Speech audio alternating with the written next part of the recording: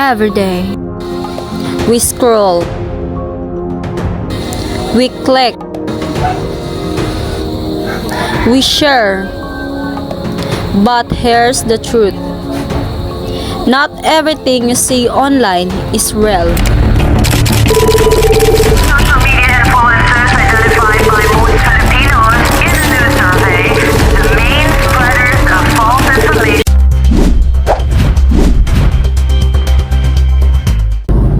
Ikaw, naniniwala ka ba kaagad sa balitang nakikita mo sa social media? Opo, minsan lalo na kapag maraming share at galing sa kakilala. Ito po ang pangalawang tanong.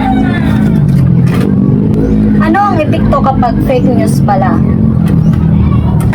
Nakakalito po at minsan nagkakaroon ng maling impormasyon sa kaklase o sa kaibigan.